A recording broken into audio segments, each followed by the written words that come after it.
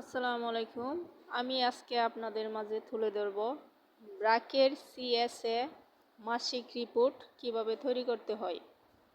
প্রথমে আমরা মাসের নাম লিখব, যে মাসে এই রিপোর্টটা করব। আমি আজকে অক্টোবর মাসের 2025 সালে এই রিপোর্টটা করতেছি। আমাদের অঞ্চল ময়মনসিংহ।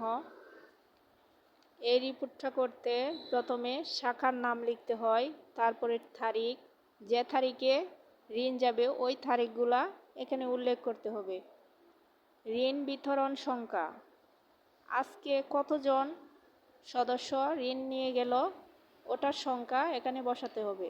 ওরিয়েন্টেশন করে কতজন ঋণ নিয়ে গেল, ওরিয়েন্টেশন ছাড়া কতজন ঋণ নিয়ে গেল, ওই সদস্যদের জন্য গড়বিহিত সময় কতটুক সময় আমরা তাদেরকে দিয়েছি, দুইটার মধ্যে কতজন সদস্য ঋণ নিয়ে গেল, দুইটার পরে কতজন সদস্য ঋণ নিয়ে গেল, এই বিষয়গুলো আমি আপনাদের মাঝে তুলে ধরব। কোনো কোনো মাসের 2 তারিখ থেকে ঋণ দেওয়া শুরু হয়। আমাদের এই অক্টোবর মাসে 5-10-2025 সালে ঋণ নিয়ে গেল 2 জন, ওরিয়েন্টেশন করে ঋণ নিয়ে গেল 2 জন, ওরিয়েন্টেশন ছাড়া কোনো সদস্য ঋণ নেয়নি।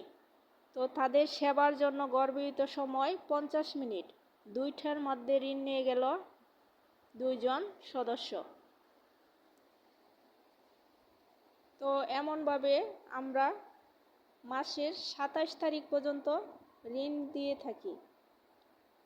তো এই মাসে সর্বমোট ঋণ গিয়েছে 165।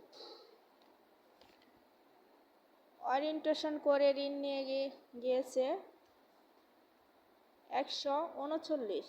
ওরিয়েন্টেশন ছাড়া ঋণ নিয়ে গিয়েছে 26 জন। সেবার জন্য গড়বিহিত সময় 1041।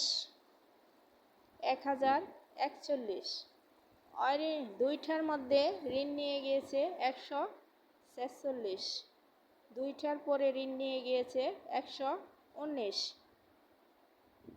তো এখানে মোট ঋণ বিতরণ সংখ্যা 165, গড়বিহিত সময় 1041 দিয়ে ভাগ 17, মানে 17 পর্যন্ত আমরা ঋণ দিয়েছি।